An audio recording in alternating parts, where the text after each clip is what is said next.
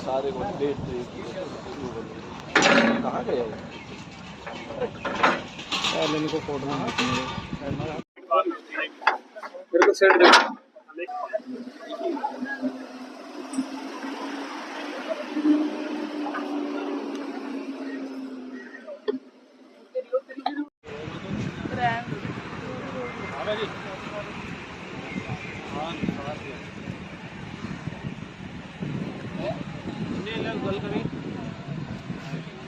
मेरा वीडियो बनाओ। हेलो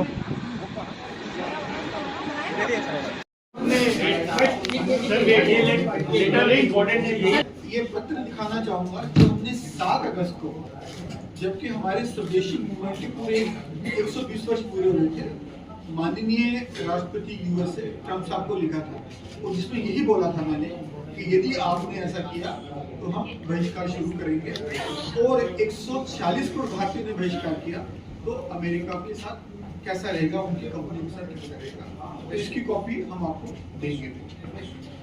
दूसरी बात, जो ये बहिष्कार की हमने बात की है कि ये हमने बहिष्कार पे क्या एक्शन लिया है, क्या हो रहा है एलपीयू कैंपस में, मुझे लगता है आप सबकी उत्सुकता होगी वो जानने की, तो वो आपको थोड़ी सी हम वीडियो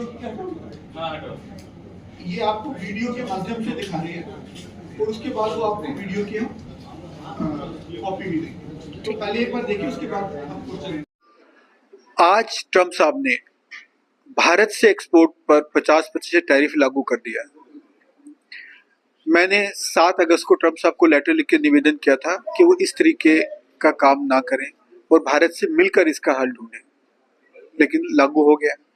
और मैंने 15 अगस्त को अपने स्टूडेंट्स के साथ बातचीत की और उनसे ये कंसेंट ली कि यदि ट्रम्प साहब टैरिफ लगाएंगे 27 अगस्त को, तो हम एलपीयू कैंपस से अमेरिकन ब्रांड के सॉफ्ट ड्रिंक्स बैन कर देंगे। अब क्योंकि उन्होंने टैरिफ लगा दिया है, तो आज से हमने भी अमेरिकन ब्रांडेड सॉफ्ट ड्रिंक्स को बैन कर दिया है, उनका बायकॉट कर दिया है। सर, अभी आने वाले टाइम में नरेंद्र मोदी का दौरा भी है, इस बीच में क्या कुछ ऐसा कुछ बात से रिलेटेड देखिए, ये तो 2 देशों के बीच की बात है, तो मैंने वो किया जो मैं कर सकता था। सरकार, मैं सोच रहा हूँ कि उम्मीद कर रहा हूँ कि अपने तौर पे स्टेप सब उठा रही होगी और उठाएगी। सर, ट्रम्प का जो ये रवैया देख रहे हैं जिस तरीके से 25% पे टैरिफ लगा चुके हैं, क्या कहेंगे कि हाँ हमारे समाज में किस तरह की चीजें अब आने वाले नहीं, 25 नहीं, 50% आज से लागू हो चुका है टैरिफ, और इससे हमारी इंडस्ट्री बुरी तरह से इम्पैक्ट हो रही है।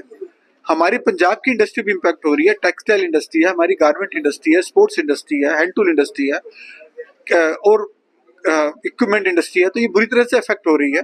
तो मैं पब्लिक रिप्रेजेंटेटिव होने के नाते मेरी ड्यूटी बनती है कि जो मैं कर सकता हूँ वो मैं करूँ।